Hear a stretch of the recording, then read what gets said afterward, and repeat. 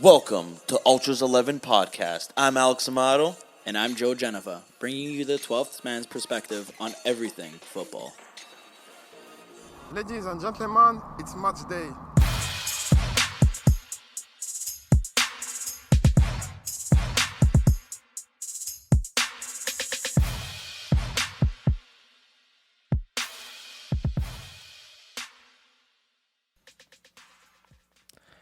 Bonsoir and welcome to another episode of Ultras 11 Podcast. Today, we actually had a pretty interesting weekend with all the results, with some crazy news. To kick things off, though, we're going to start a little bit with talking about the Serie A. It's a big weekend in Serie A this weekend. A lot of upsets. A lot of some no-brainers that happen. I mean, Inter beating Salernitana, you kind of hope that happens.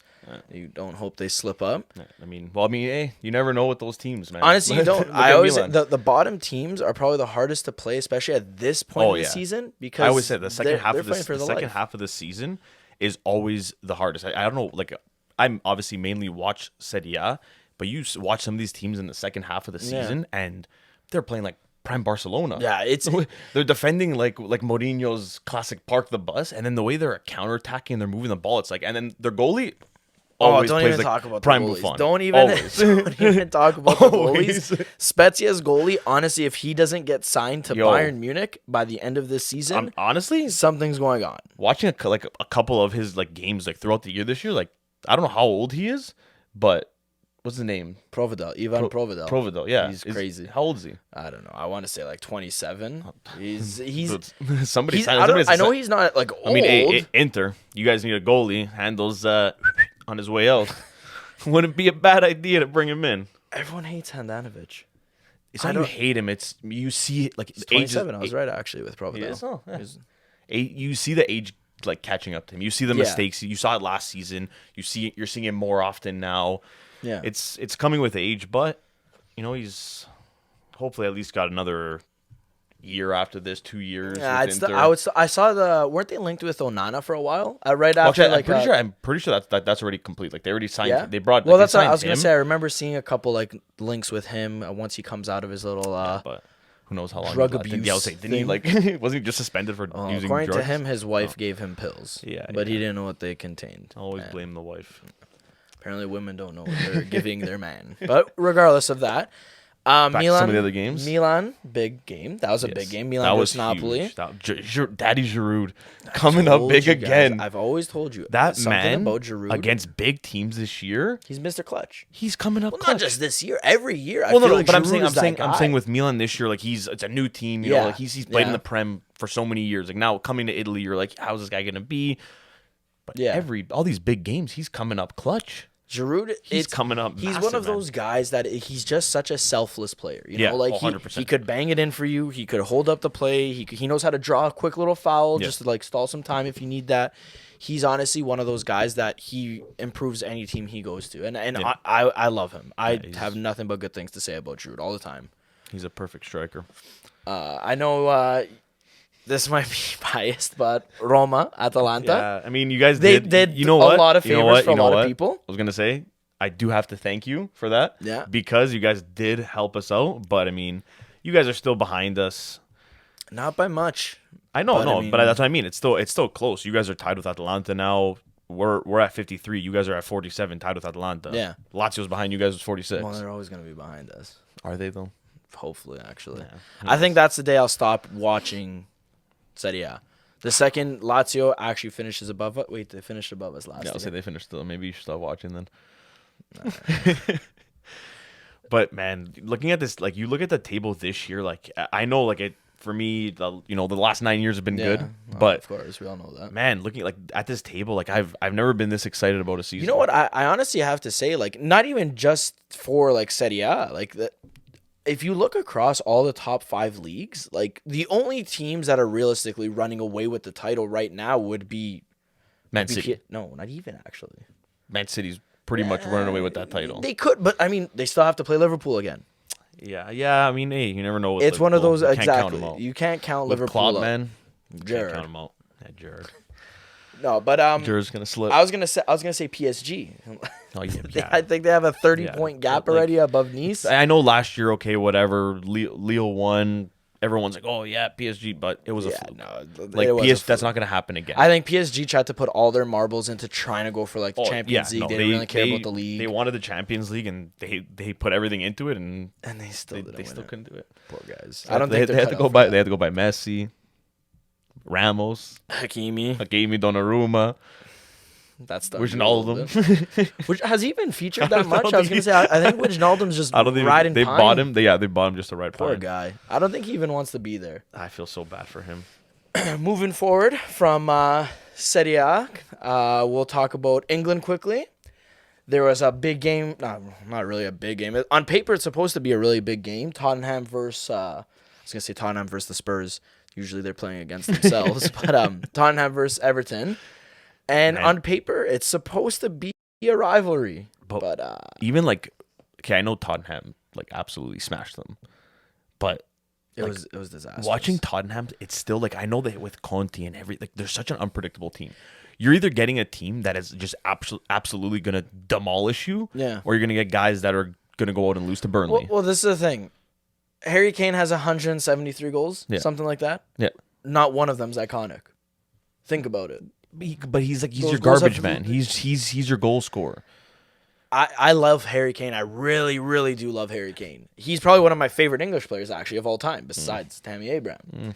But man, him and Tottenham, it's just it doesn't go together. I definitely think he needs they need something new. You know what? I get it, the connection, and everything, but for me, they should have sold him last year to City. Well, 100%. When City came in, what was it, 100 mil? But the whole idea, I think it was more actually. Dude, I would have taken that 100 mil, ran, spent it, actually spread that money throughout the team. Okay, you know what? We need this, this, and this. They have key parts. They got good parts, but they need they need more than just Kulusevski. Bentancur, for me. Well, that's the biggest thing. Kulusevski, he will become something with that team. Nah. He will. In the Premier League, man, he'll have that space to run. I think Steven Bergwijn's better than him. No. I think so. No. I think he has all the makings to be a great player. It's just this is the problem with a lot of these Italian coaches or Serie A based coaches. They look at players not as where Pep Guardiola, he has a very Thomas Tuchel too, actually. Yeah. They have a very free flowing mindset. Okay, this is my formation, but I will have my right back playing center mid sometimes. Throughout the game. They'll always be shifting. They're always shifting. Whereas you'll see a lot of Serie A minded or Italian coaches, whatever, it's these players are robots. Yeah. So essentially with a guy like Conte, it's you do what he says. Yeah. Or no, you're not going to work. There's no or with Conte. Yeah, exactly. That's why you do what I say, and that's it. But that's the thing. He sees Conte, players as robots, and that's it. The thing is, now, especially with bigger teams, Conte could do that. He has the resume to back him. Oh, 100%. He went to Juve, who was in shambles, won it the first year that he was there. Yeah. 3 years in a row. He leaves. Goes. Okay, I know he didn't get the job done with Italy. He still had a good run with Italy. I was going to say that. In my opinion, that was probably his most impressive tenure. Yeah, because he had a very impressive run with Giacchini was his best player. Yeah. And he is but the thing is, very he said average. He chose his guys, and he said, this is who I want. I'll get the job done. Yeah. He did it with Inter. He said, you guys spend some money? Yeah, okay. By this guy. He got all of the guys he wanted, and look what he did. Within 2 years, he won. He dethroned Juve. Yeah. Who no one could beat, and he revitalized Alexis Sanchez's career. He did. Much as you don't want to, anyone doesn't want to admit that. With Conte, if you are willing to sacrifice and you want to play, he'll give you the opportunity. Yeah, he doesn't like lazy players. He wants guys that's why Giacchini, those guys thrived under him. Well, I still remember that press conference, and I think they would do anything. They wanted to play. They would do anything. In 2016, he even mentioned he doesn't want technically able players. He wants grass eaters. Yeah. He wants guys that are going to run for 120 minutes. Yeah. So if you're willing to work, he's the perfect coach. And look at Lichtsteiner. That was a perfect player for Conte. Yeah. Nickname was literally Forrest Gump. Well, the thing is though, is Kulusevski really that prototypical Conte player? Do I think with Conte, I think Conte might try to like shift him to like a right mid or like that that if he does that, then Well, I was watching the game but today. I think in the Prem, his career could really take off. Yeah. Under Conte's well, that's one thing, but in the Prem, I think he can do very well. Yeah. Like if he's played right, he can do very well. Yeah. Another couple big games in England. The Manchester Derby happened. God. And I don't think it was really much of really a derby. was it really a derby? I don't think so. I don't think so, man. Pep decided he just wanted to say, hold on, I'm going to take over Manchester again. Which, ironically enough, this is a weird thing I found out. Pep has only won, he's only done the double over Manchester United twice. Really? I thought the last 4 or 5 years when Man U's kind of been like this weird shambolic state. Yeah, but Man U was he's demolished. But them. if you remember over the last couple of years, Man U was always shambolic, but they would play a top team and they would play their best game of the season. Yeah, it's only this year that they're now this. Well, I mean, that's starting a lineup. Yeah, I think he's back now. So I'm gonna be honest with you. I think that was probably don't get me wrong. I love the beautiful story. I love you're gonna return. It wasn't the right move. I think he has to accept he's old. But it's not. It's for Man U's part. They jumped at it because they didn't want City going for him. They didn't want to. The fans are going to be mad at us. It's a great publicity stunt. But they had for me the ending of last year. Man U, they had that was something. They had something going. Well, they had someone like Cavani. I love Cavani, but again, one of those selfless players. Especially this in the summer. Who did they bring in other than Ronaldo? They brought in Sancho, Varane. I was gonna say Alex Telles, but I think he was already there last year. I think he was on loan, and they made a permanent. He was already there. So Varane. Sancho, Ronaldo, then Ronaldo, just those two guys. So you think the team that they had last year, the way they were playing, you bring in Varane, a top center back, Sancho, who coming off 2 good seasons in the Bundesliga, you think this team they're gonna get even better now. Well, that just goes to show you though. Ole's gonna he's gonna do something with this team, and then they signed Ronaldo, and it was a total opposite. Yeah, well, Ole got sacked. That's the biggest thing. The team they don't. I think they need to establish their identity. Yeah, you can't just keep throwing money at these guys and saying, yeah, come here. Don't get me wrong, Varane is a hell of a center back. He's a fantastic center back, but you have him paired up with a guy that's nicknamed Slabhead. Yeah, and that's where Man U fans. I'm sorry, they have to accept that. Harry Maguire's 29 years old. Yeah, there's no going up for this. What you're getting now, it's gonna get worse. Yeah, it's 100%. Not gonna be like, oh, you know what? He'll get better. He's gonna improve. He's gonna learn. No, he's 29. And the best part was the amount of always gonna be like this. Those he's gonna guys make were these chirping mistakes. Arsenal. Yeah, for signing Ben White for what is it, 50 mil? Yeah, and something like that. And Ben White and Arsenal, he's having a good season. Who's above right now? Arsenal's above by a point on Manchester United, and they have a game in hand. And Arsenal this weekend again. Arsenal decided they wanted to win once again, and they beat Watford, I believe it was, 3-2. Yeah.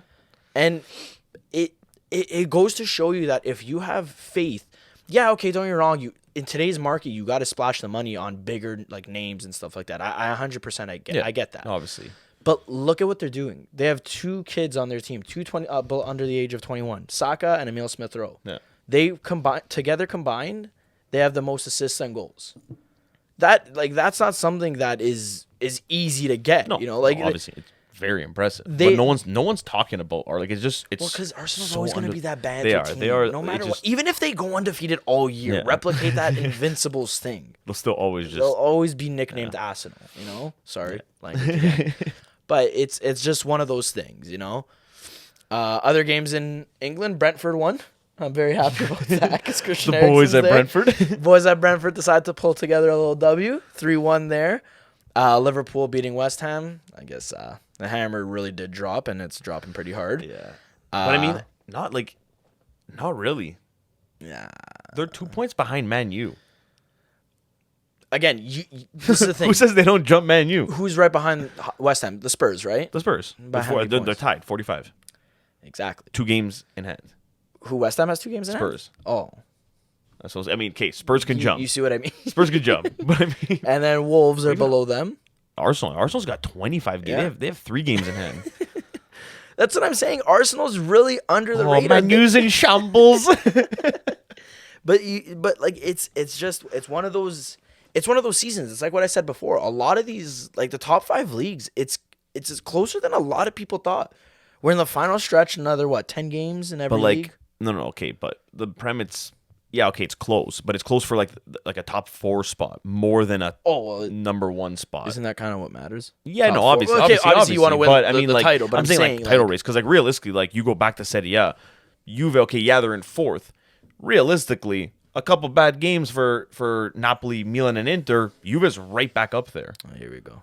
I'm not saying we're gonna win. No, I'm for them, I'm hoping top 4. Yeah, it's realistic. It's realistic. Yeah, it's we dropped too many. They dropped too many points at the beginning. It's not realistic to say, oh yeah, we're gonna win. It's crazy how at the beginning of every season, the first 2, 3 games, 4 games, for us Roma fans, it's 5 games.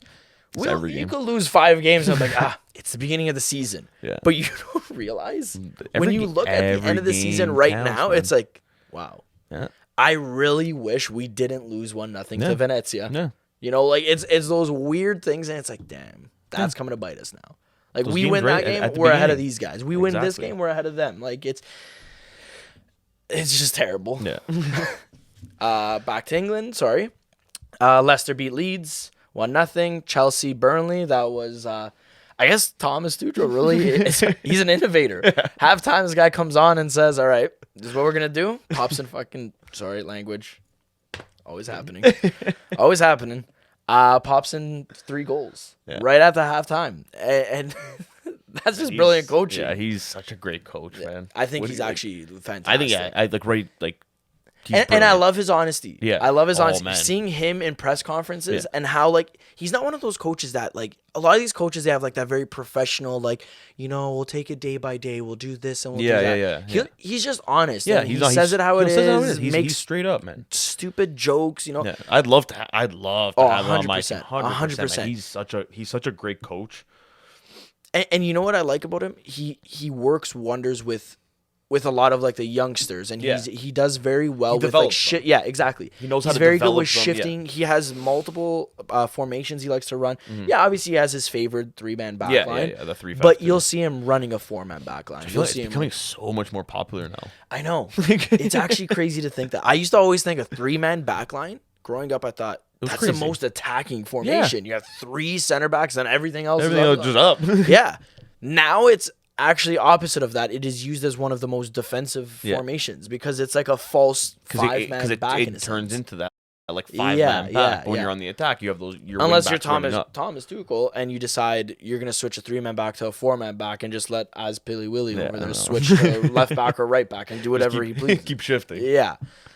I think we covered the fixtures. Oh, Newcastle as well. They beat Brighton Hove, but I mean. That was kind of expected. How was La Liga this weekend?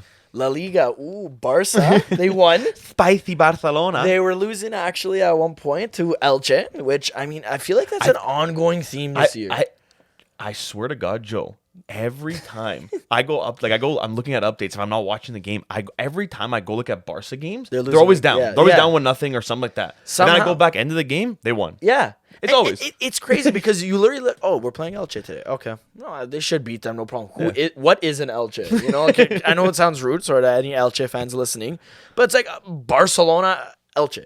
Exactly. And 10 minutes later, Elche is winning 1-0. But it's always okay. Barca they always let in that early goal and they're always chasing. Yeah, but it works. It's been working. Clearly, I mean, I'm gonna be honest. Maybe that's Xavi's master plan.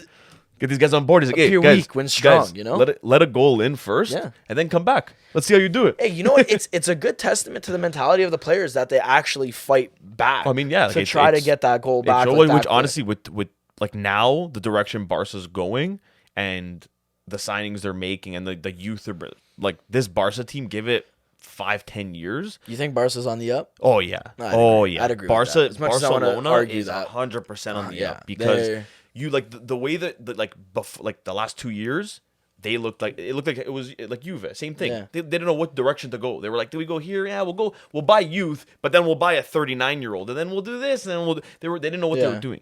Now you see they're trying to get rid of these big contracts. They're bringing these guys up from the youth. Yeah. Look how good Pedri's been these last 2 years. Yeah. Even Gavi now. Jordi Alba. I'm sorry, no one gives him credit. Oh no. Last 10 years, he has the most assists for a defender. Yeah. 10 years he's been doing this. He never gets credited. And not one person is saying, oh, yeah, Jordi Alba, he's key. No. They'll talk about PK. Yeah. They'll talk about Ter Stegen. They'll talk about this, that, whatever. But Jordi Alba is he's so key for that team. He might not be the best defensively in his older age. Like, you could see him slowing down there. But, man. I love seeing Danny Alves back there. Yeah.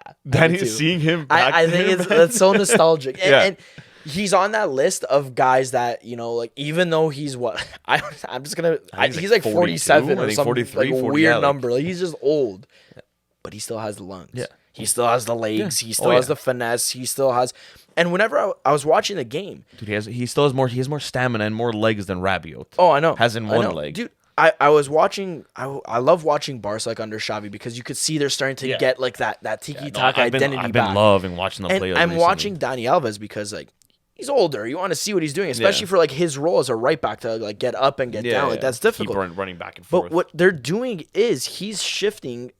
That like you'll see when they're on attack and they're like pressuring whatever.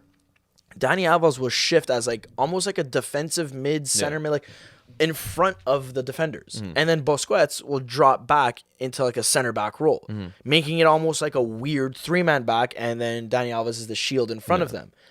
And he just pings balls from left to right, has his head up all the time. He's always there breaking up the play. Like it's honestly like he's not going to retire. I don't think he can retire. He's like fun. Yeah. They can't, like they cannot leave the game. Like they have that much passion for the actual game.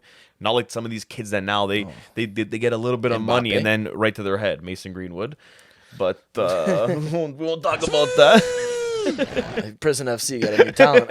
Anyways, he extended his contract actually with them. Back to Spain. Another I mean it's not really silent, but Ancelotti with Real Madrid right now. Oh man. I mean, I feel like they almost have a 10-point gap on Sevilla on second place. I feel like Real Madrid after Ronaldo left, not they it was you know what it was? It was the same effect. Juve I feel like they changed right away going for Vlahovic in January. Yeah. But when we lost Ronaldo, you saw at the beginning of the season, we forgot no one knew how to score. Yeah. That was Real Madrid. Well, because there's that dependency on that. Exactly. Like that you're relying on Ronaldo, or you're relying on now Juve was relying on Ronaldo, and you lost that, and you were like, okay, who's gonna score now? Yeah. You didn't have that primary guy scoring. Look, you have Benzema actually like one of the best strikers right now. And it's crazy. When he was younger, I remember everyone was saying like, "This is the next Zidane. This is the next Zidane." He still had a phenomenal career. You can't take anything away from that, but a lot of it got taken away because of Ronaldo. Well, you as much as everyone says, "Oh, a big name player like that shouldn't cast a shadow that you live in." It always will because he will always be, no matter what he does. And he especially can a guy spit his like water Ronaldo, out, and they say, "Look how great that was." It's different having like a Neymar, because you can have your Neymar, your Mbappe, whatever they can coexist. Yeah. But when you have Ronaldo there, he's like Messi, man. Like, but Messi that's the whole when you start that whole debate with them too, because it's different. Messi's a guy you can throw on any team, and he'll perform, and the team will get better. Ronaldo, a team has to be built around him. For him. Yes. Because that Real Madrid team, that treble winning team, not the triplet. You look like you're struggling there. I want to see what came out. Struggling a little bit, but the team that won the 3 in a row. Yeah, that team was built for Ronaldo. Oh yeah, it was perfect. Oh yeah. Bale scored a beautiful bicycle kick. No one even cared. No, but you see what Ronaldo did against Juve? Scored that crazy bicycle kick. Yeah, exactly. And it's true. It's those kind of guys. They cast such a shadow, and it's fine. Obviously, it's warranted. They're gods. Like they're fantastic players. But then it's like when they leave, they look at other people, and that's the problem. They'll look at an individual then to like pick up the slack rather than looking at the whole like team. Like when he left, they picked up. They had Vini. Vini was always good. That first season he struggled a bit in the first, but like a lot of people like the first, like I was seeing on like Twitter after like whatever it was like 10 games. People were like, "Oh, this guy, why'd they sign him?" Everyone thinks that he signed someone from Santos, the next Neymar, this. Give the guy some time. Well, that's the thing too, like, right? Like, once he left, like, that shadow was casted, and they were looking for that individual to, like, lead them to the promised land again. And don't get me wrong, Benzema, he did his best. He was doing great. Yeah, I still think, like last year or 2 years ago? 2 years ago. When? I don't know. My timelines are mixed up. No, I think it was last year. He had a crazy season. Yes. Okay. Yeah. Last year. Last season. But that's what I mean. Like they looked at him, like the individual, to do it. Now I think under Ancelotti, they're looking at like the team. Yeah. And I will give credit to that midfield: Casemiro, Modric, and Cruz. That Somehow, midfield is so the perfect. average age is 33 there, I think now, or 34, Yeah, and those but guys are it's still like, what are you keeping gonna up with change from that? It's the perfect. It's the No, perfect 100%, midfield. 100%. That midfield is. They were built to be together. It's like, they were built for each other. And this year too, they losing Sergio Ramos. Yeah, that is a that was huge, massive. and Varane. Yeah. In the same year. Yeah. And you know what? It's still worked out then, because why? They got players that complemented each other. Alaba, honestly, for me, the only thing that was Madrid's saving grace about Ramos and Varane leaving was how last year they were all both like with long-term injuries for the season. So you kind of had you had adaptation. Eder Militao period, that came in, Nacho Fernandez, like you had these other Nacho these other center. I know, okay, but you had these other guys coming in that were adapting. Now, who else did they bring in now? Alaba. No, so I'm saying you bring in Alaba, you have Eder Militao. And Real Alaba's Madrid, versatility, bar none, is probably like some of the best I've ever seen. You could throw him anywhere in the mid, anywhere in the defense. When I saw he was free last summer, I was like, oh my god, please! I was trying to contact Agnelli personally, like, hey, you have to buy a Ferrari and promise to join Alaba, and then maybe you could get him. Yes, maybe. Atletico Madrid beat Real Betis 3-1. Atletico So inconsistent this year. I feel so bad for them. So inconsistent. Because the problem with Atletico is Simeone is genuinely a fantastic coach, such a loyal servant. But for some reason, the second Atletico gets a little bit inconsistent or they start going down, all the media I see, it's just attacking Simeone. And it's like, why? Do you not see what this guy's done? Team. Like, they jump at them. Yeah, like he has sold his best players every year.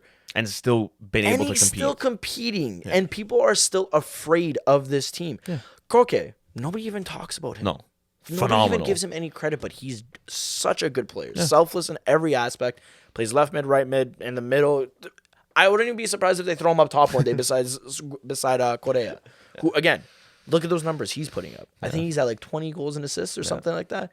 And he's a bench player. Yeah. So, I mean, like, it's not a bad thing there either. Sevilla tying against Alaves. That put a big slap to the mouth in their little top four dreams.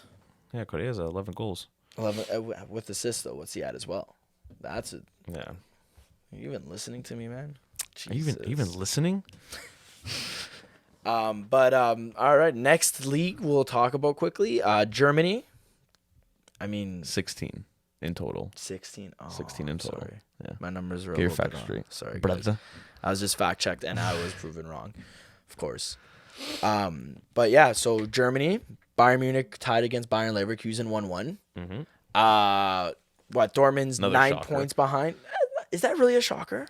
I mean, yes, I get it. Munich. Bayern Munich is like the PSG. They're stacked. It's you know what it is? They have the reputation of they're expected to win. Yes. So every time they tie or they lose, it's like, oh my god.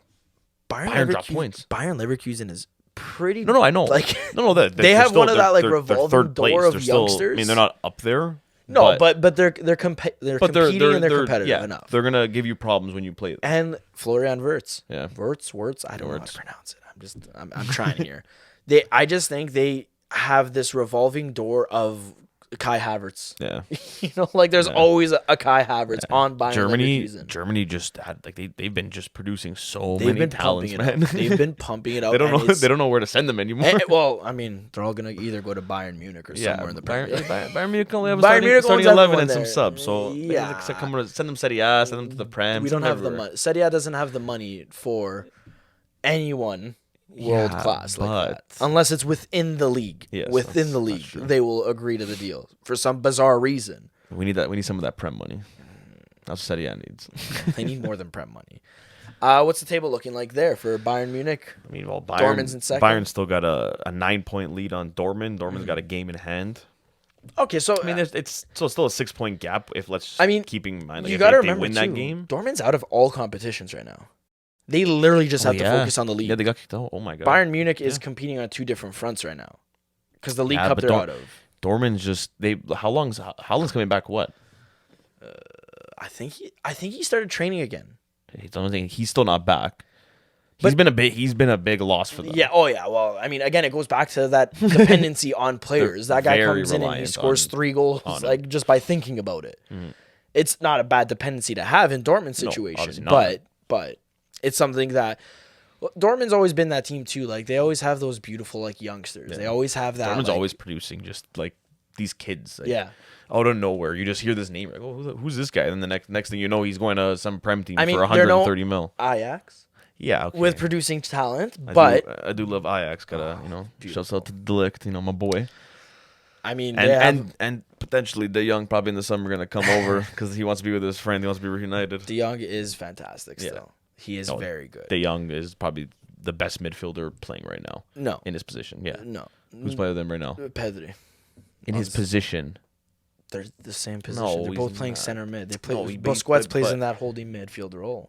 Yeah, but you have him playing more as that box to box. He's dropping back more. Running up. Yes. And that like the box to box role. Pedri's he's more joining more in the attack. Mason Mount. Moving Mason Mount. I like Mason Mount. He's a good I kid. do. He's a good kid. He's a good kid. He's a good kid. All right, so we recap the leagues. So some talking points. I kind of want to go back To what? to this Manchester derby. And actually, sorry, before we actually get into that, because I know that's going to be a debate, Everton, Tottenham today. Yes. The opening goal Yes. by Michael Keane, an own goal. It was he had scored. It was goal? an own goal. And bad I'm was going to it? be honest with you. Watching that, when the ball was squared, you saw Harry Kane slide, and it's like, even if this guy had a third leg coming out of nowhere, sprouting from his foot, he wasn't going to hitting reach it. Michael Keane decided he wanted to score finally. And he shelved it on Jordan Pickford's T-Rex arms. Was it that bad? I'm telling you right now, watch it. You have to watch it. It's Let me one of pull this those. up. Hold on. It's one of those things. It's just like, why? What's wrong with you? Okay, so it was the first goal. Yeah, their first goal. You're getting a live reaction here, guys.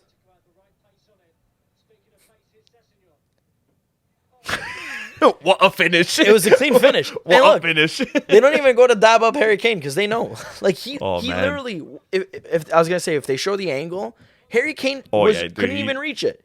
He was in Yeah, the he was worst going. position. That was bad. I need to know what kind of training Frank Lampard. You're a fantastic player. You will go down as a great player as well. And if you see this, I like you. You're a nice person. But you gotta bench that guy. Yeah. You gotta get rid of Michael Keane for even get a pack of cigarettes to bad. give to Saudi. Like, I don't know. Give them as a he gift. is really just he's not it. Yeah, No, I not at assume all. like Yeti Mina's injured right now, but No, that. He ain't it. that was really bad. And Everton just looked shambolic. I do Everton have to is say just- Van de Beek, man. Everton is. Are they ever just good? Well, that's the thing. On paper, these guys every season, But they it's- look not unreal that they're going to win the title, Joe, but they look Joe. decent enough. Joe. They brought in Ancelotti last year, That's true, actually. and they still couldn't. Like he That's true. couldn't do anything there because just the team's just too broken. Well, that team, I think they need even their youngsters Yeah. aren't good. Like I hate being that guy to say it, but like I love the youth academies of a lot of teams and Yeah. whatever. But Everton, I genuinely can't think of past Everton. Yeah. They had a great youth. No, I coming know, up. but recently it's been. But recently, bad. it's literally just They like can't produce they they can't produce decided to anything. yeah, exactly. They just They decided cannot we're not produce a investing star. in this. Yeah. And on the topic of youth players, Manchester United. Why are they playing against Manchester City with an unorthodox false 9 that literally had made 0 sense? Bruno Fernandes is starting as your striker. Yes. Okay, he could score. I agree. Great player. Pogba is behind him. Cool. I like Pogba too. But you have Jadon Sancho on your left, and you have Anthony Elanga on your right. You have McSauce over there, McTominay, somehow still starting every single game, and Fred. I want to know why Rashford is shunned upon. I don't know what happened to him this year. Hold on, actually going back to Man U for a second. I watched the game. I think it was last week or the week before. Dude, I thought Matic retired. The guy still plays there. Oh, yeah, he still plays. and the worst part is, I think he's better than McTominay. I thought he retired. I was watching the game. I was like, Matic. I was like, what? Yeah, he's where still was there. this guy? I completely that's forgot the about Serbian that guy. blood. He will not retire. I forgot either. about that guy. I can't really like bash him. He's one of those guys that I think he's sturdy enough. Do I think he's one of those players that deserves to be on a top 5 team? Definitely not. Yeah, But he knows what he is. He knows what he's doing. He'd be good for an Everton Yeah. as like that holding midfielder. Yeah. But no, going back to the whole Man U thing right now. You don't spend the kind of money you do No, and amount to absolute dog it's shit. The thing what went wrong with that team, man, I'm telling you, was the Ronaldo move. Well, It should have never happened. that move. I'm sorry. I was reading before the game, before the derby. There was a thing with Ralph Rangnick and Ronaldo that Ralph told Ronaldo that he wasn't starting because of the tactical approach he wanted to take. They wanted to do. And he was going to start him on the bench, and he was gonna definitely make him like he was gonna come on as a sub. Yeah. And Ronaldo turned around and said, "No, then Yeah. don't put me on the sheet at all." Yeah, no, he didn't even go. He was. I'm sorry, I saw it on Instagram. this He was is- somewhere. He was somewhere like out in the boat And yesterday on Instagram. he posted a picture of him drinking tea and reading a book. Yeah, like he was saying. And he it's was like out somewhere. I'm sorry, greatest player is like he's definitely in the argument for the top approach, 5 man. of Wrong all approach. of all time. But his mentality, this is what I say. He has to give it up. Yeah. And you could only have that He has- mentality he has- if you're no, still he putting ha- up these he kind ha- of numbers. He has to either give it up, stop playing because you can't accept the fact that you're going to be coming off the bench. Yeah. Or you say, you know what, I'm getting older, but I'm still valuable. Yeah. I can still make a difference. Let the coach put me in the 70th minute when I know he can give me 20 minutes. Experience to run and at the leadership is defenders. just as good as Exactly. talent. But he doesn't realize that he wants to be the Yeah. top. He wants to still want a Ballon d'Or. And that's the thing. And like again, I love the drive that he has. I know. I Motivate do yourself, too. brother. I Do what you got to too. do. But you have to like draw the like as a professional. You have to say, okay, let me take a step back. Yeah. Let me accept my role. Or if I want to play every game, you go to a team like Sporting and you'll play every game. Yeah. And you'll start every game, but you're not going to be on a top team. Yeah. Like Buffon.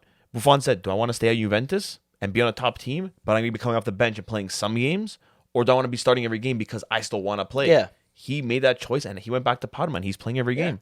Well, but you see what And I that's mean? what Ronaldo, his problem is. This is the thing. Ronaldo has accomplished so much in his career, Yeah. and it was fantastic. He had a great swan song. Blah blah blah blah blah. Not swan song's not the right word, but regardless, did well, whatever. But he just needs to learn that like he is benching potentially great prospects for Manchester United, and like again, okay, Rashford. I'm a fan of Rashford. I think he's fantastic, selfless. He is so technically what inclined. messed him up. I feel like at the beginning was in the summer, in the Euro Cup Oh, when yeah. he missed the penalty Yeah. against Italy. All those attacks he was getting and stuff Yeah, like oh, that 100%. really messed him Well, up. because that's when you saw like everyone turning on him. All the people that Yeah. supported him turned on him Exactly. in that same week. And then I also feel, which I feel like it was the same problem at Juve. Like you notice it in players when a guy like Ronaldo comes to the team, like there's more pressure on you because then you can't make that mistake when you're playing with him. You know, he's also the first one throwing his hands up in the air and complaining. No, I know that, but then it's like, oh yeah, he could do that because like he's accomplished so we have to much, respect him. But guys like Rashford, it's just even more pressure than he feels. For me, it's like he probably looks at it as like like with the whole Euro Cup thing. Yeah. Now with this even more pressure, he doesn't know what to do and he's scared to mess up. Yeah. So he doesn't want to be the one to make that mistake, and that's why he's not doing all. You would see him take those guys, 2-3 guys on down the wing, and then take a shot on net. Now you see like he almost plays like scared. Yeah, when he gets and that I'm chance. gonna be honest. When I saw Sancho was going to Man U, the first thing I thought was honestly that's a pretty nasty front flop three. of the season. Who? Sancho?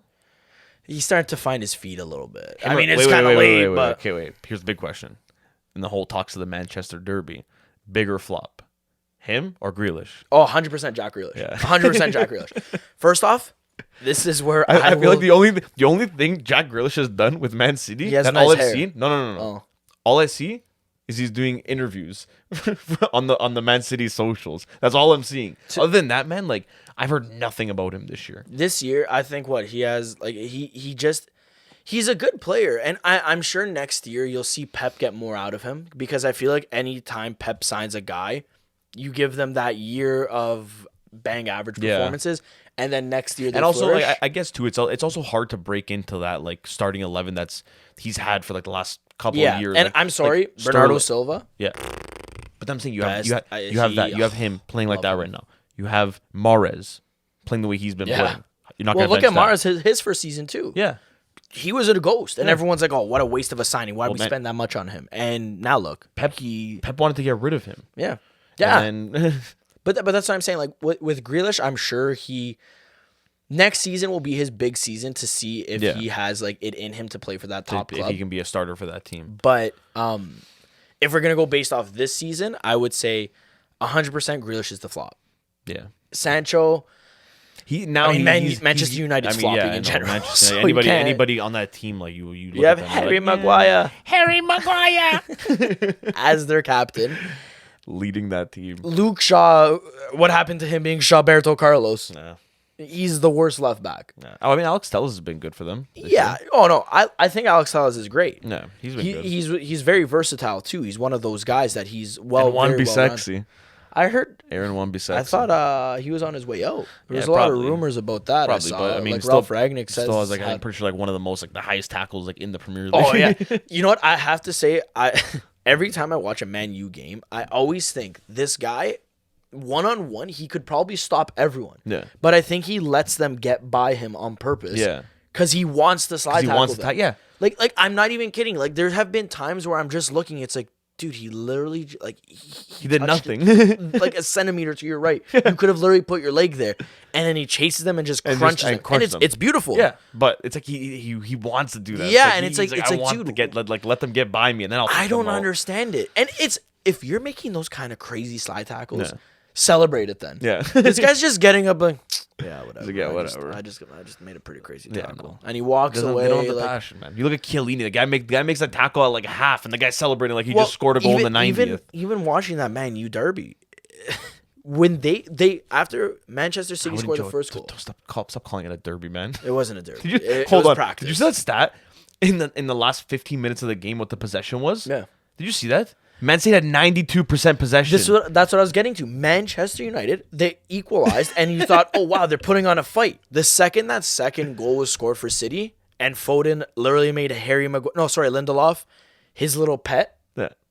it was game over. Yeah. No. Every Man U player was just walking, and then Maguire in his head just was wandering around. You don't even know what he was doing. Maguire's he's always lost. It was that guy. literally, I just looked at that, and I'm like, how do you guys expect to be top 5 when you have the mentality of Roma essentially? Yeah. Like you're going down and you're putting your tail between your legs again. such a poor Like mentality. you have those guys just don't have it. Yeah. And you know what? Ronaldo should have, when he was brought in, he was supposed to, in my opinion at least transmit that energy of winning, that leader role, that experience. But that's I just feel like his problem is he has the experience. He can talk, he can be like, oh yeah, do this to help you, like he'll give advice. Yeah. But he's that the reason he's never been a captain is because he's not like a leader. He can't be that, like that guy on the team and like to push the young kids. Like he can't motivate. I feel like he gets too angry at them instead of like trying to motivate them. If you're Manchester United next year, what is the main thing you are spending your money on? The main part of the team, and that's starting 11. What are you trying to replace? What are you trying to get? I'm getting rid of Ronaldo. I'm not signing him. Yeah, Sue is gone. Gone back home to Sporting.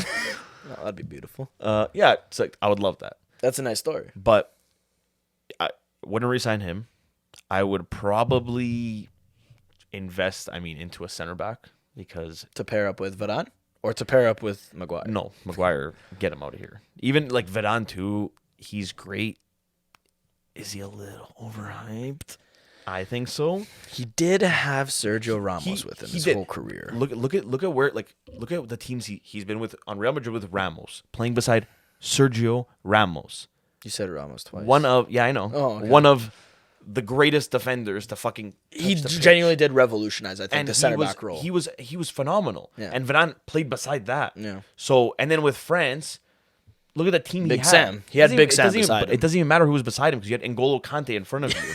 When you have N'Golo Kante in front of you, I still don't gotta think do that was nothing. probably the best bit of business Chelsea has ever done. oh yeah, that was Ever. the greatest.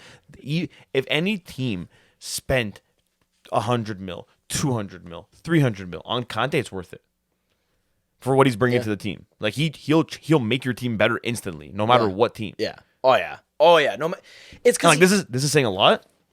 Even Roma. probably not. Probably not. I'm gonna be honest with you. But I'd probably like first thing, like priorities. I'm bringing in a center back to probably pair with Varane. Now, are you trying to bring in like a world class, or are you just trying to bring in like that Someone, leader, like a leader? what I would do if I would try to bring in someone that's established. Mm-hmm. If like depending on who's available, someone that's established, maybe someone on the cheaper side, but someone that you know what, it's maybe like a 50-50. It could work. Grab a guy, especially if it's a good price. Grab a guy like that, and then I would grab someone on the younger side that you can develop, As like have the them depth. there, Yeah, have yeah, them have as the it, depth. Then again, depends. Like Pogba, he's free this summer. Is he going to re-sign? Is he going to leave? But well, you see, in the tactical makeup of Man U, I don't even see where he slots in. Because for me, if Pogba leaves, I'm bringing back Van de Beek. Oh, 100%. But again, it goes back to where does Van de Beek slot in attack? And I like the one thing I will who if you like your Man U, who's your starting midfield? well, right now or like in the future. I'm saying if you're the coach, what's your midfield? Well, that's the thing. If I have Van de Beek back and Pogba decides to stay, Yeah. I'm gonna switch my formation right away because to get the best out of Pogba and Van de Beek, I would say it's a 3-man midfield they need to run. Like, and I get it, they play that 4-2-3-1, but you have Matic there or McTominay, and they're one of the two in the double pivot, so the other one could technically wander. But it doesn't work out that way because both Van de Beek and Pogba have a lot to offer in offense, and like in general, they have like they have the defensive ability to track back and be a presence, but not the defensive. So ability they're better getting forward. Exactly. So if you were to have like a 3-man midfield, switch it up, go to 4-3-3, something like that, or even like a 4-5-1 type of thing. That is where you saw Pogba shine, was in a 3-man midfield. You see what I mean? So then you have that freedom that he knows he has that defensive coverage that he doesn't need to drop. That he doesn't need to drop but back he all could- the time. Exactly. But he could if he has to. Yeah. So if they switch their formation, then I'm 100% resigning Pogba and Van de Beek. Yeah. Van de Beek might have to come off the bench because Bruno Fernandes is there, and I think Bruno Fernandes is one of those mids that you throw him anywhere in that midfield, he will perform. He's one of those tactically inclined players. He's phenomenal. He's Like a Bernardo, such a high IQ. Yeah, it's like a Bernardo crazy, Silva. You could throw him defensive mid, he's there. You throw him attacking mid, he's there. Like anywhere. They're just so smart. Like they know where to be. So I they think know where to Van de pass. Beek, Pogba, they battle for that spot beside Bruno Fernandes, and then I would 100% get a proper defensive mid. Yeah. Like, as much as I'd want to say like a Conte-esque, it's really hard to find Conte. Yeah, but what about would you try to bring in like a guy like what's that guy on Monaco? Chouameni? I would look more so at like a Kamara, the Bobby Kamara on Marseille. Kamara on Marseille. You know, like have that versatility that he's you a can guy. even play. I really think he's gonna be. Oh yeah, he's gonna be something. And like, but that's what I mean. It's that versatility and being able to play center back and defensive mid. A guy like Gravenberch. He's perfect. He is him. I want to see. But where he I don't goes. think he is.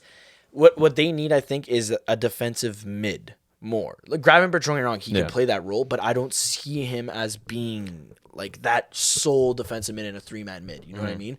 I would look more like on the defensive side. Yeah. Gravenberch, though, wherever he goes, he's automatically making that team better. He's making it better. 10 times out of 10. Fantastic. Yeah. I want to see where he goes. I think this summer he moves. No. Yeah, dude, his agent's Raiola. Oh, yeah, he's gone. He's going to Qatar. He's probably playing for some team in Qatar then. Joe, for you don't know how Raiola moves, man. Right, it's always top teams, always. Yeah, so he makes 50 mil. He's gonna end up on a team like Everton. Yeah, no. It's Raiola wherever the agent bonus. But it depends how much, like Gravenberch. I feel like he knows that he has the skill to be on a top team, so he won't just settle for an Everton. Yeah. Well, Donnarumma, did he really want to settle for being a backup? I don't think he thought he was going to be a backup. Well, I don't think Raiola told him that he was going to be a backup. that I think Raiola said, "Hey, don't worry, you might start on the bench at the beginning. You You see got my point, though? a couple games, and then That's what I'm saying. Raiola. No, he's a pick. but it's different, Joe. You're talking about PSG and Everton. If Touche. Raiola came to me and said you're gonna go on PSG, yeah, you're gonna be a starter, and I got like I'm like Donnarumma, and I'm on the bench. Yeah.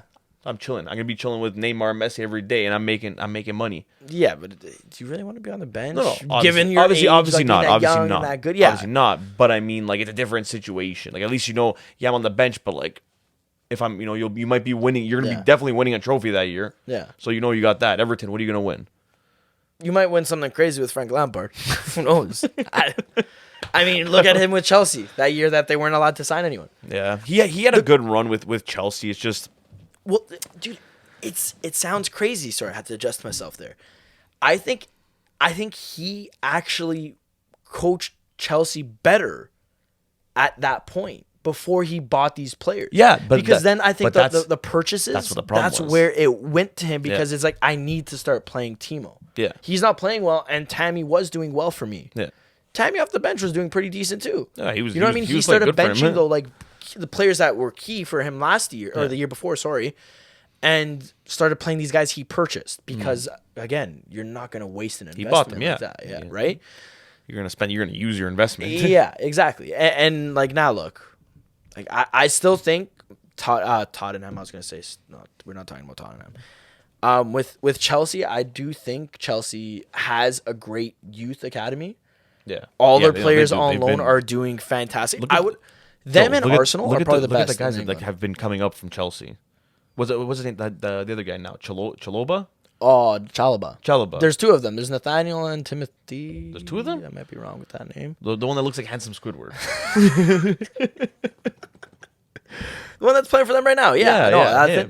That's I'm thinking you got him, Mason. No, actually, no. Yeah, Mason Mount came from them. Yep. Declan Rice came from their youth academy. Yep. He's gonna be back there I'm probably waiting next for you year. to say I'm waiting for you to say one name. There's this guy.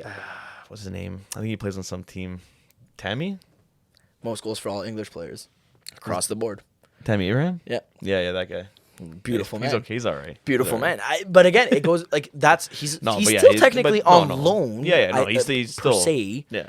And then Armando Broja, he's doing fantastic.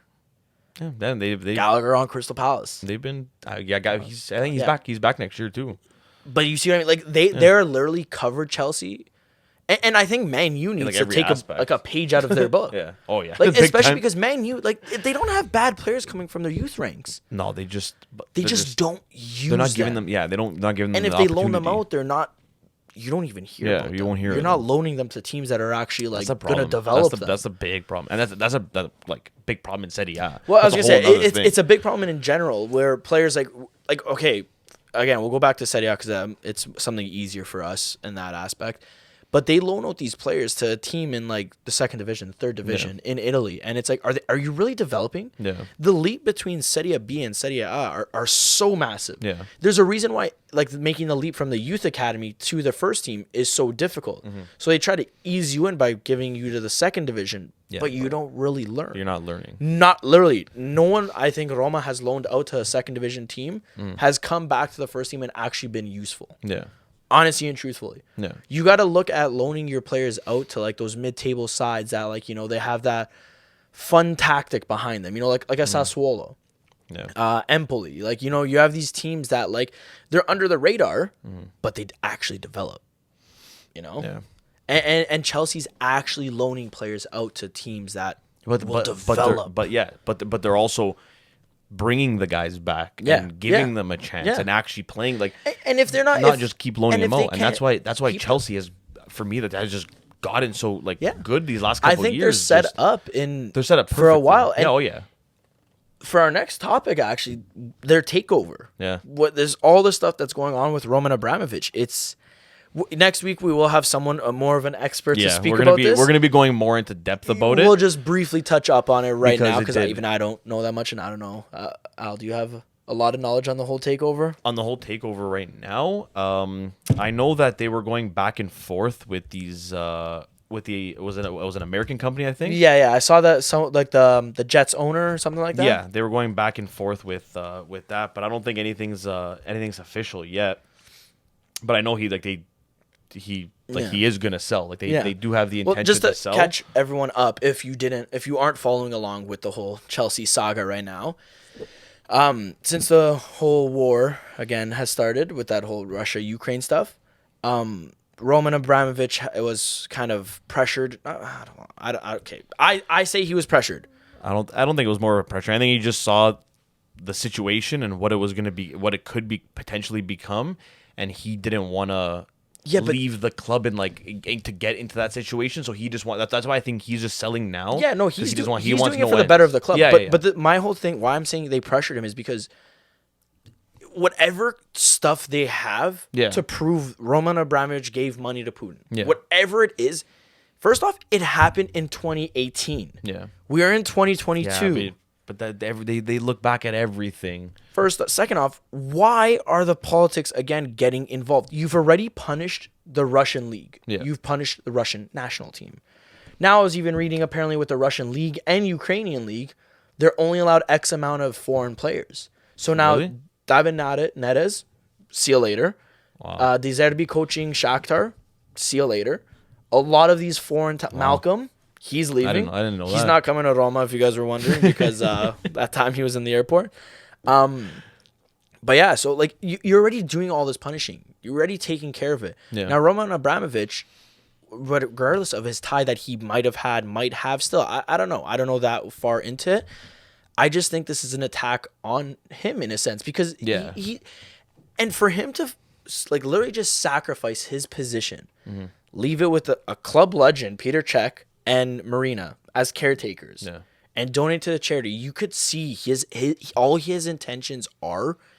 They're pure. Good. They're pure. He just cares about he the cares sport about the club. and his He cares team. about the sport. He wants it still. He wants to be a part of it, but why does he get punished for that then? It's to me that's stupid. Joe. It's everything right now going on with this war, and I don't know, and it goes with the politics. I don't know why they're getting it bringing the politics and getting it all involved, but the reality is that's what it is now. Everyone wants this. They did this. Everyone should be punished. Yeah. So. I just think to me it makes literally zero sense whatsoever, and I feel like it's an attack. To me, like if I'm Roman Abramovich, I would genuinely do something. I don't know what. I mean, money talks. Yeah. Sorry, do something to the league, because that's kind of bullshit. Yeah, he's literally gave Chelsea a face again. Yeah, he gave them an identity. How much made money them he relevant. put into that team. He literally revamped it all. He revamped the whole team. They were broken. He created something. Zola was their legend. Yeah. Zola, good player. Good player, not taking anything away from him, but it's Zola. Yeah. And what have they accomplished for what did they do their for whole that? history? You know what I mean? But yeah, so what are some of the things we know right now, at least? So the only thing I'm seeing right now is that I think it's... Is that a picture of Rafa Benitez? Why are you looking at him? See, I think it's like the whole deal. I think right now is all getting held up because of the whole Russia and Ukraine thing. Because I think it's with the money with the banks that a lot of people just right now they feel too risky. Well, yeah, so they don't want to take that chance. So they're like, I don't want to buy this right now. Maybe I'll wait. It's also not that cheap of a takeover. No, $2 billion. Yeah, he wanted originally $4 billion. I saw. Well, yeah, because he put $2 billion into the team, so then he wanted that. Plus, he wanted to make his profit. Yeah, rightfully so. Rightfully so. He's being forced to sell. He might as well try to make some money back. And I saw there was the Turkish one. There's the guy from the Jets. I even saw before that. Was it? I think it was another oil-based company. I could be wrong. Right now, the one in the leage is that Swiss billionaire. Swiss. Yeah, Todd. Why did I say Todd Qatar? I'm gonna murder. Don't even try to say this name. Hohenborg. Wish. Let me see this. Oh, Hansgeborg. Yeah. It's Hoichberg's dad, I think. Yeah. So yeah, he's confirmed. He said that they're interested, they're looking at it, but he's going he's partnering up with someone. Yeah. Yeah, because I don't think anyone has like that. Yeah. You need and then to... it's even Even the Rickett family who own the Chicago Cubs. Yeah. They're interested. They yeah, they're the ones. Okay, see, I knew that the Rickett family. That's not familiar. They tried buying Milan in the past, and then they American ended up doing owners. I'm sorry to our American viewers. There's something about American ownership that scares me every time. You look at the big picture right now in football. I feel like if I'm selling my club, I'm looking at oil. I'm looking at the Arab money. 100%. I'm looking at like anything like that because those guys, they have money and they'll invest. They'll put it into the team. Literally, look at Newcastle. Look at PSG. They spent 35 million or 30 mil on Chris Wood. Yeah, who's Chris Wood? Yeah, what's a Chris Wood? They got the money. But exactly, they have the money, so it's like, all right, let's go. For them, they'll spend it. Yeah, they don't care, and that's why I feel like that's the best solution. Like these Americans, they're all for them. It's all about like making a profit. So they'll look at, okay, you know what? Okay, we can buy this guy, but you know what? Maybe in a couple years he'll potentially be worth this much. Then we can double our money on him. Yeah. And like they're just gonna look at everything like that. I feel like I don't think American would be the smartest move for them, but I mean, who knew a Russian would be the best move for them? Well, yeah, that's true too. Actually, you realistically, you never know. You never know. Right? Like, I just got PTSD from American owners. Yeah. Because of my experience, and I could get my cousin on this, who's an Arsenal fan, and he even said like when they won the Super Bowl. Yeah, won the Super Bowl this year. I'm drawing a blank right now. I'm just thinking about Eminem right now. Sounds really. It was You don't even know either. The Rams. The Rams. Okay, there you go. I won money on that. Their owner is also the owner of Arsenal. Yeah. And the first thing my cousin said when he saw them lift the Super Bowl was, yeah, of course. You could put money into them, but you won't help us out and put money. We're in debt instead. And like that kind of just like resonated a little bit with me. And it was just kind of like, yeah, because I think like they just look at like European soccer. Yeah. As like a money making scheme. Yeah, as a money making. Like, it's an opportunity. Yeah, whereas like, hey, they'll invest the money in everything else. That's an investment. I'll invest in that, and then that'll make me money. Like my money. And then this team here, I'll put my money into this because I want to. I want to win championships with this team. Yeah, like Arsenal's been in debt, like in bankrupt debt, whatever. For I honestly want to say, since like 2004, I've been hearing about this. When they had Samir Nasri, Fabregas, and whatever. Yeah. Once they had to sell all those huge guys because they were in so much debt because they built that stadium. Mm-hmm. And there's fast forward, they're still in debt. Yeah. They're always going to be. Like, and that's what like I hope doesn't just happen to like Chelsea now, that once they do this sale goes through, that they don't just, go like downhill and they just start trying to sell off all these players and they just start making all the wrong moves and just spending money that they don't need to. Chelsea has a great core to build from. They do. They have a dynasty in the making right now. I think they have a dynasty. 100%. As long as they, honestly, for me, one thing in the summer, if I'm Chelsea, I'm getting rid of Lukaku. I know they just bought him. I'm getting rid of him. He doesn't fit that team. I'm sorry. He doesn't fit. Like when you watch Chelsea without him, it's phenomenal. Beautiful. It's beautiful. You can actually see with like him the in the team. And stuff. He slows down the game so much. Well, that's because there's this whole narrative that he's so fast and strong and He is. You saw him in Serie A last year. He would get that ball, but you get that ball, he turns and he has that. He's built for Serie A. He has that space so he can turn and run with that and take that. In the Prem, everybody's fast. Who's he gonna run past? He tries running. They're catching him. No problem. It's not like he's going up against Per Mertesacker. No. Per Mertesacker is retired. Yeah. Poor thing. Beautiful player. Love them. But no, if that's one thing is like watching this Chelsea. We have a friend that's a Chelsea fan, and he'll be on the show next week. Yeah, he's gonna join us next week. Like we're gonna go more in depth with this whole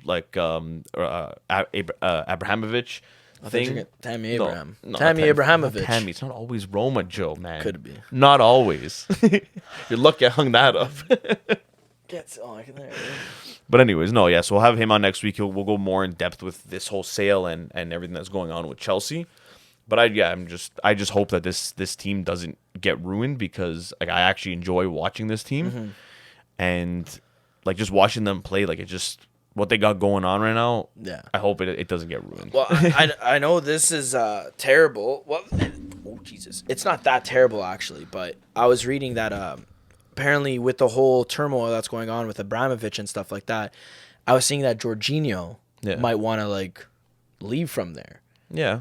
And I can see that. But you're going to get that from players because players, they don't want to be involved in like all this drama. So if they start seeing the club, it's like, oh, it's for sale. Oh, but it's not going to sell. Oh, but it might, and it's going back and forth. And I mean, if that's the case too, I don't want to be involved in this. Like, I don't want to be in a sticky situation. I want to get out. It's sad to say for Jorginho and like Chelsea, whatever. Yeah, he's been good for them. He's done well. Do I rate Jorginho? Yes, I do.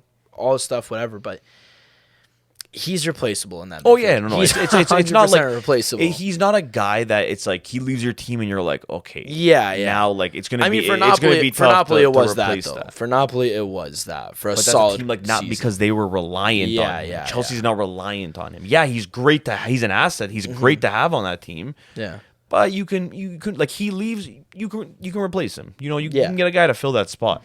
And that's the thing. You like again, it goes back to their loans. Look at their youth and what they've done. They've built literally a path for themselves that even they've set themselves up so perfectly that if they play their cards right, they'll be like a winning dynasty for the next 10 years. I know. I would honestly sell Lukaku and just bring Armando Broja back. Yeah, get him to start. Or I mean, and they can buy Tammy back too as well. No, that doesn't kick in until the second year. So we have him for one more year for sure, unless they decide to go crazy and do something. Which that's what I'm saying. They could. But that's the thing. I just don't see them doing that. I think they wanted to just get rid of Tammy. Yeah. Honestly and truthfully, because every year they've been loaning him out. The only reason why I think they kept him that 1 year was simply because they couldn't buy someone else. Yeah. But I feel like with Tammy, he was never restricted. Like he's never in the plans. He's a beautiful player, great player, whatever. But I just don't. Chelsea could do better than that. No, he's not like that. Sorry, he's a great striker, but he's not that like level striker. I really hope Tammy doesn't see this. Yeah, I mean, he's still young. He could change, but I don't. Oh no, 100%. And you could see he's developing. If he's like he goes to the Prem, like I feel like he's a guy that's going to be a starter for like Everton or like a West Ham, like or like a Wolves, like one of those. That's the teams. thing with the Premier League. I feel like there's no room for error. There's there's room for growth. 100% as a player, you could grow, but if you're playing on any of those teams like a Chelsea, like Man City, Man U, whatever, like Arsenal. Well, Arsenal you're allowed to like develop, but. That's because they suck. So yeah. We'll give them a chance. But like with teams like that where they have the money that if you don't perform one game, we're just gonna buy Franz Beckenbauer and tell him to come out of retirement for 20 minutes. You're just a number. You're gonna be replaced. So like with that, like I mean Mason Mount, he did well. Him and Reece James, they did well enough that they cemented their spots. They're like, we got to be starting on this team, and they are. And I'm hoping if they do get rid of Lukaku, it'll be hard to flip him. That's the thing. Like profit wise, I think they either break even or have to sell him for honestly, less. I feel like their saving grace is in the summer, Harry Kane leaving, and obviously if Harry Kane leaves, Conte's going to be number one choice. And in saying that, there's the World Cup. For what? World Cup's this year. Oh yeah. But it's in December. It's not in the summer. Oh yeah, that's right. So it's going to be a weird year. I keep forgetting about that. It's going to be I think we're going to talk about that next episode. I think we should. Talk about how weird it's going to be. Talk a little bit about the Qatar World Cup. And how it shouldn't even be happening there. But regardless of that. So. But, So next week, we're going to have Julian on. He's going to go over some of the what's going on now with Chelsea. Talk a little bit about how Chelsea's playing right now. Who are they playing in Champions League again? My team's not in Champions League. So you're the I'm boycotting. I'm making a political stance. League. I'm a Conference League legend. Gonna win the inaugural first one or whatever it's called. I don't even know the words. Who are they playing? Olympiacos. Lille. Oh. They played. They won 2-0 in the first game. So so we'll go over that. Champions League's not for another couple weeks. We'll probably go over. It's not till the.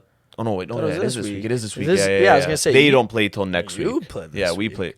We play next week. Sure. I think so. Yeah. See, I don't follow along. Yeah, we play next week. It's terrible. But So that game won't be before we record, so we won't cover the Champions League game, but we will go over the weekend game with definitely Chelsea. Talk about this takeover in depth. Yeah, no, we'll go the whole jump story more into behind it a lot it in depth. Yeah. And we'll also talk about the Qatar World Cup a little bit. But other than that, I hope you guys enjoyed our second episode. Our first one up is now live. It's on Spotify. It's not up on Apple yet. I hope having some technical difficulties. I hope with to, that. to get episodes 1 and 2 up on Apple as soon as possible by the end of the week. But we are on Spotify. You can find us on there. You can also find us on, I think right now it's also on iHeartRadio and Amazon Podcasts. Yeah, it is. And then other than that, if you were also this episode is going to be on YouTube. Oh yeah, we got a YouTube We're going to post our channel. first YouTube episode. Yay! So we're going to post that up. That'll probably be up at the same time as the podcast goes up. We're also going to post it on our Instagram, Twitter, TikTok, all of that. If you guys could follow us on all those socials, it's Ultras11. For Instagram, it's Ultras. They're all the same. But yeah, I was gonna say, I'm sure you just type in Ultras 11 will pop up. You'll find this, no problem. We got a couple videos up right now. But yeah, if you can subscribe to us, follow us, it'd be greatly appreciated. We'll also try to pump out like a little short video for YouTube, not just the podcast. We're gonna try. We were talking. We might be putting. We're just up another, figuring that out. Short, so let us know what you'd rather see. Like I personally was saying that. I was suggesting we do a youth sector, like a 10-minute video talking about youngsters, because I love that kind of stuff. I love talking about the youngsters. That sounds kind of creepy on my part, actually. I should probably reword that, but you know what I mean. We could do lists of like top 10. We could talk about like our greatest of all time, building our favorite starting 11s with different nationalities. Just let us know what you think in the comments. And do you have anything? I have nothing else to say. No? Thank you guys for listening. Hope you guys enjoyed it. We'll see you next time. See you later, guys.